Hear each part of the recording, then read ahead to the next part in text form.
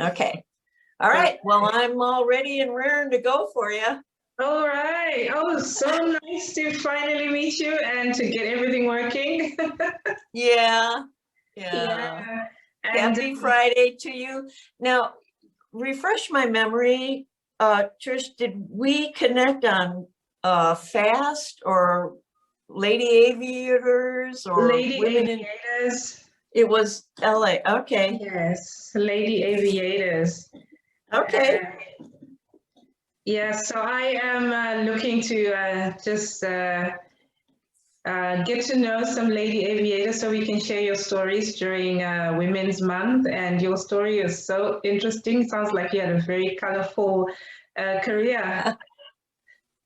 It's been a lot of fun. And, just to get to started on me, I guess. And I grew up in Chicago, and parents lived through World War I, the Depression, World War II. Two brothers went to Vietnam, all that kind of stuff. And the growing up, I was born in 1944. So in the 50s and 60s, things were pretty limited on what I could be: a teacher, a nurse, or a nun.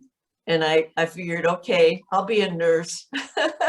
So I did that. And, yeah, and I loved it. Pediatrics. I worked mostly for 20 years pediatrics, and did some psychiatric and geriatric and things. Every time we moved, I would get a different job. And then my mom found an article about United Airlines hiring RNs for their overwater flights.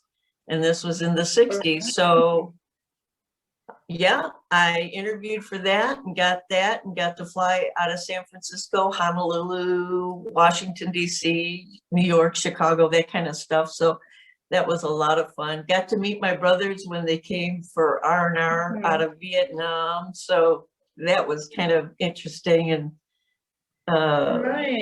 helped shape my whole world, Wow. Then met my husband, had 2 kids, went back to nursing, because back then you couldn't be married in the 60s as a flight attendant. You couldn't have kids. No. So went back to nursing. Yeah, that changed in the late 80s. And I took flying lessons in the 60s and 70s, but I kept getting a lot of pushback. Like, you don't want to, women can't be pilots and with the airline. So what are you doing this for? And what's it gonna do for you? And that kind of stuff. So it was a very negative kind of environment. And then in the 90s, the kids were in college. We bought an airplane. I started taking flying lessons. And once I started, I just couldn't stop. I just loved every single thing about it. It was like learning a new language, and it was learning engines. And I've always been mechanically inclined. I've always, with nursing, anatomy and physiology, how this works with that and all that kind of stuff. So that's always been fun. Did that. We did a lot of, in the San Francisco, Seattle, and Miami, we were into boating mostly, and sailboating and racing sailboats, and then cruisers and touring the Bahamas. And I came in 3rd place in the ladies regatta. Woohoo! At one time. Yeah. And then Jay moved to Chicago. We moved back here where I grew up so that he could fly captain bid. And United Airlines, it was very slow moving seniority. So he had 18 years in with United before he could bid captain. And that's a long time as a, first officer. Well, he started out engineer, that kind. So moved up here, bought an airplane, learned to fly, couldn't stop, just loved every single breathless moment of it. And got my CFI in 96. Oh, really? And yeah, same year that you were transformative for you. And that was kind of cool. Yeah. Yeah. So when you were just doing your thing, I was 50 Yes. years old getting my my flight instructor My thing. first year. Yeah, and did that for 24 years, and I just loved every minute of it. I've retired now from flight instructing. I have a physical disability in the left ear from too many high-speed descents and that kind of stuff. It kind of messed up with the little gyroscope in my left ear. Oh. But otherwise happy and healthy and love every minute of it. And it's just been a thrill. Sounds like an amazing career. It's been a lot of fun. And, you know, some of the things you ask questions like some challenges that I faced, like you in a male dominated field when you were doing engineering. When I was in high school, I wanted to do engineering because my brother was an engineer and got scholarships, and that wasn't available. So I never was able to do that. And wow. But it kind of prepared me for being the only female in a male dominated type thing. Right. And it can be very lonely at times. And there's still a lot of bias in aviation. And because, I mean, we're only 7%, right? Yeah. It's like 7 women out of 100 guys type thing. And so we're just a drop in the bucket, but we're getting bigger, stronger. We're finding our voice. Yes. And it's taken us 50 years, but we're you know, after World War II with the women in the air service, and in Canada, I'm not sure what they were called up there, but the women aviators that help ferry airplanes, you know, they were really pushed out of history for so long. And now we're finding them again, and we're and things like lady aviators. And are you familiar with FAST, female aviators sticking together? No, I'm not familiar with that one.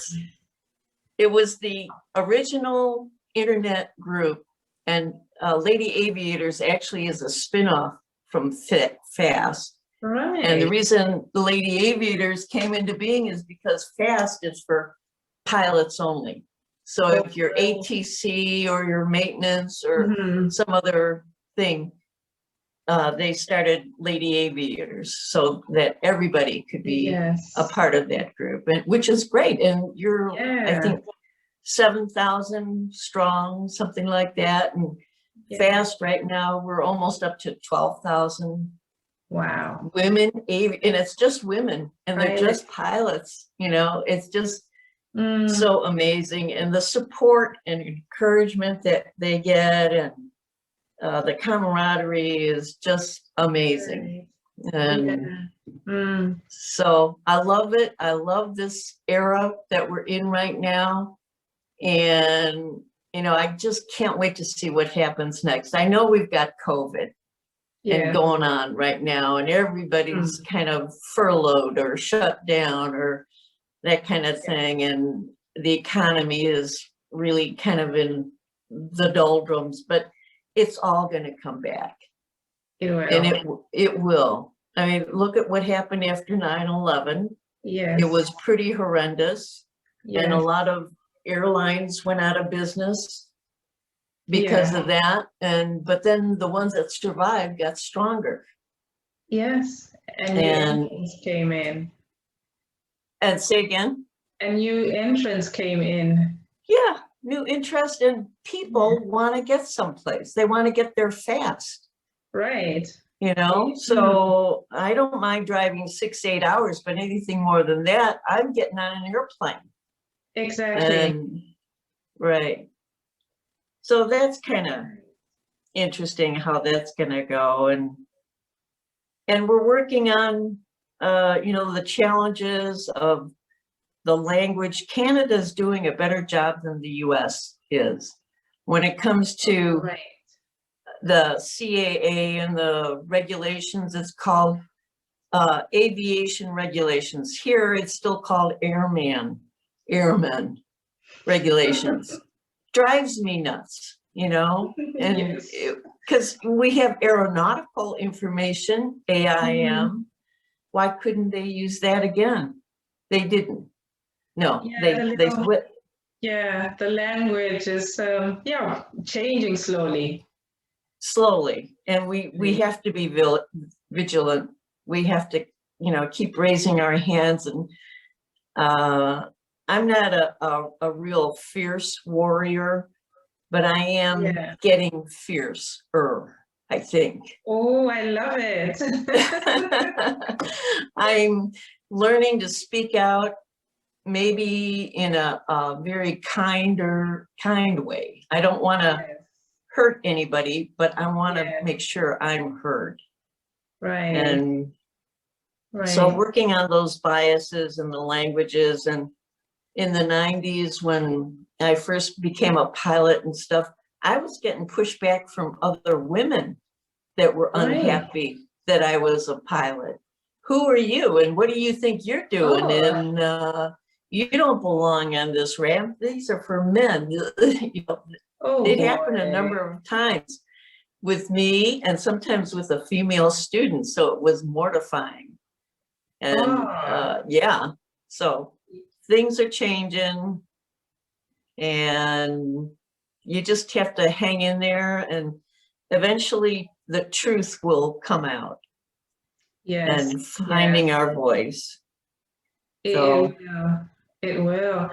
So it must have been hard way back when then, being, you know, within the minority, because I'm sure the percentage was much lower then when you started flying for United.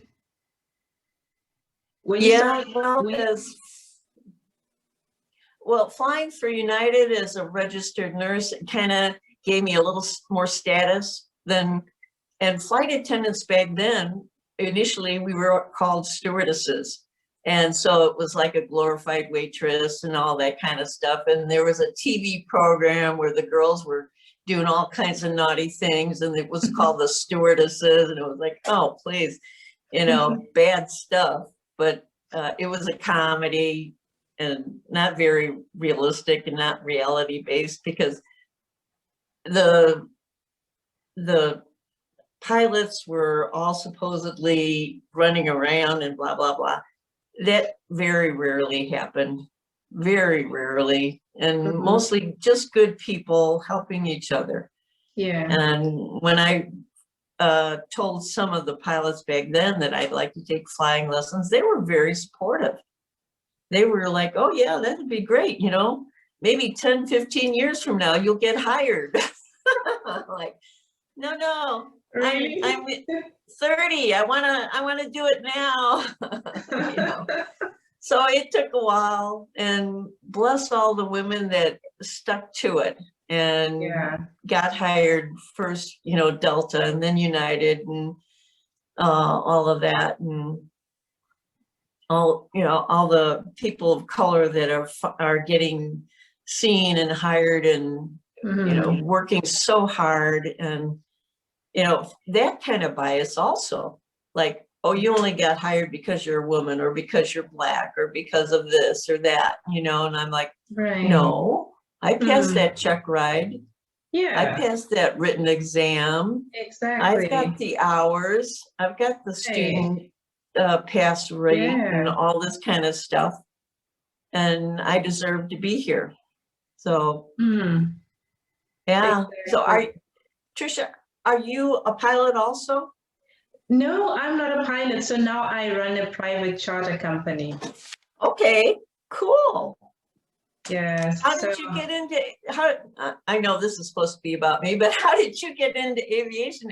You've got an engineering background, right? I do. So I started off as a mechanic, and so I've worked in quality, safety, airworthiness.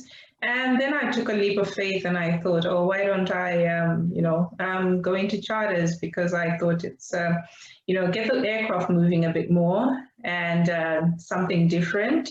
And yeah, so I took the leap of faith, and here we are today. Oh my goodness. Oh, I'm so proud of you.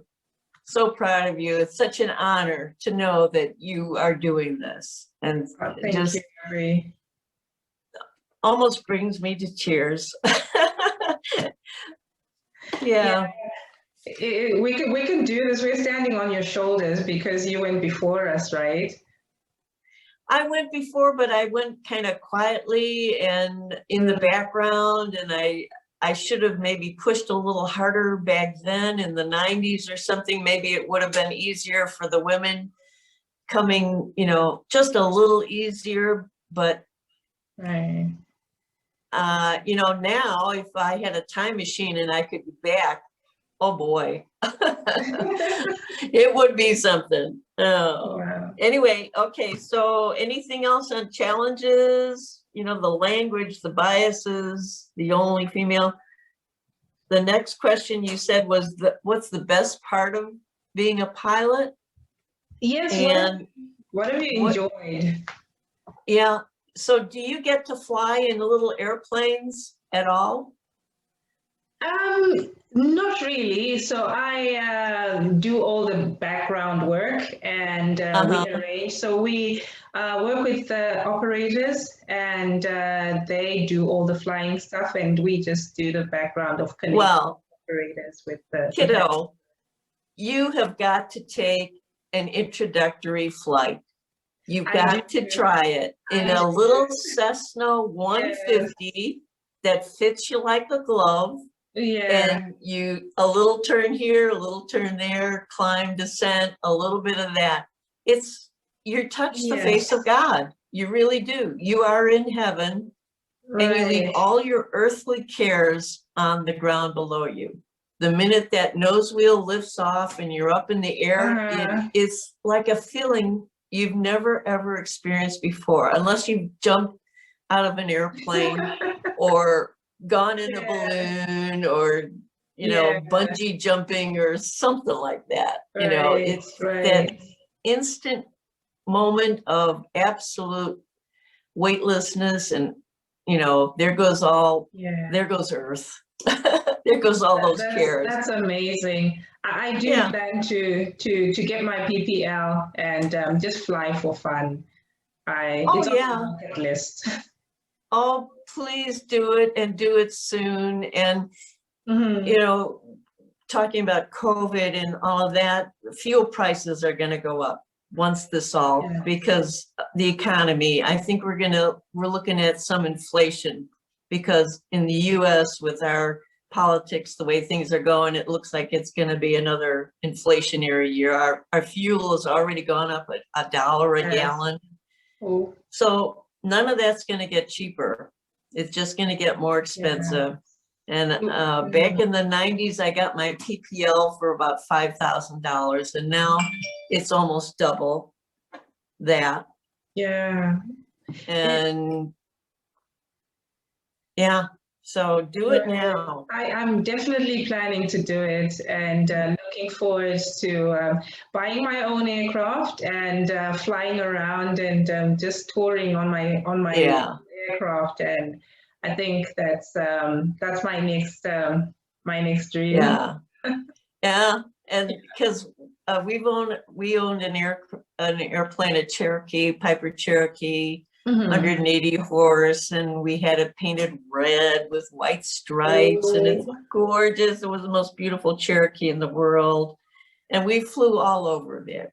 We flew all the way out to California. We just kind of took our time, low and slow, and stopped here and there wherever we wanted to. We've gone to Florida, Georgia, most East Coast and West Coast places, and everywhere in between. And it's so cool. It's just so neat. You can drive through places and you see the mountains up there, but when you're flying in those mountains and seeing the towns down there and all the red lights and the stop signs and everybody traffic, and you're like, ha ha.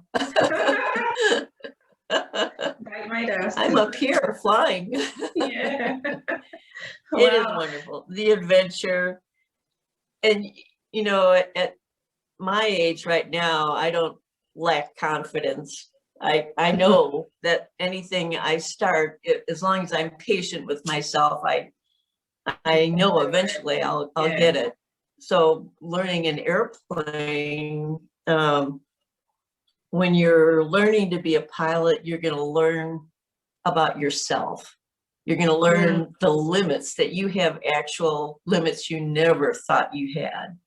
And you're going to learn to be patient. I'm sure you've got lots of patience because you're an engineer and you're starting a business and all this kind of stuff, and how to pace yourself and still maintain your happiness levels and sleep and eat and all that stuff. Well, it gets even more stressful when you go for your PPL. And I can imagine. You're working in 3 dimensions, you know, and maneuvers and stalls, and it sounds scary, but they're fun. They're actually fun. I think after this month, I'm going to be starting my flying lessons. Next week. Next week. Yes, you got to. Right. Don't let another week go by. Okay. So advice for new pilots and focus was another one of your questions, and the first thing. Say again. So we're running out of time. What are your parting words for the youngsters coming behind us? Okay. Be brave enough to be bad at something new. I love that. Can I copy that? Yes, I can email it to you. I love it. The other one, the power of yet. The power of the word yet. Ooh, I can't do it yet. I don't know the answer yet. This doesn't work yet. I'm not good at this yet. Oh, so I love that. Those are my, I was prepared for you.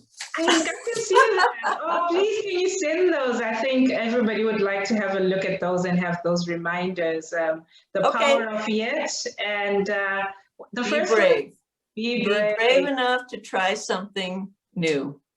To be bad at something new. Yeah, because you're always going to be bad when you first try something. Okay. And then careers, you know, weather, dispatch, balloons, the drones, being a writer, an aviation writer, all those careers open up to you with aviation. Just a world, a whole nother world opens up to you. So blessings.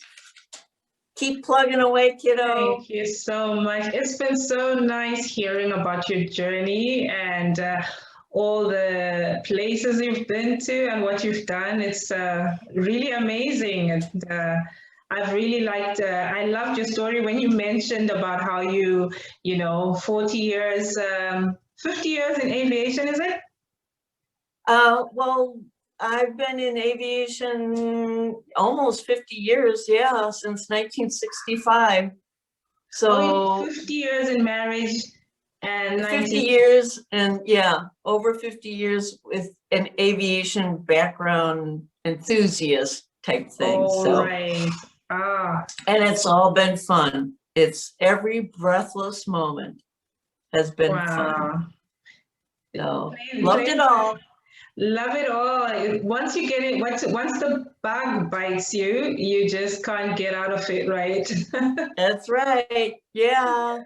And even if you know, get the pilots that are flying your jets, get them to take you different places so that you get to sit in front and you get to see the front seat and approach and landing and instrument approaches and all that kind of fun stuff. So blessings to you, Trish. And blessings, Abbie. Thank you so much for your time. I really appreciate your time, and I'm so humbled that you take your time and chat with me. Oh, well, it goes both ways, kiddo. I am so proud of you and humbled that you are doing so much, and it's amazing. So let's hope we get to stay in touch. And I know you're in London, Ontario, which is not that far. If you're ever in Rockford, Illinois. In my plane. come, give me a phone call. We'll come get you. Definitely. Thank you so much for your time, Abbie. Okay, And, take care. take care. Enjoy your evening. Okay, we'll do. Thank you Will so do. much. Bye-bye. Bye bye.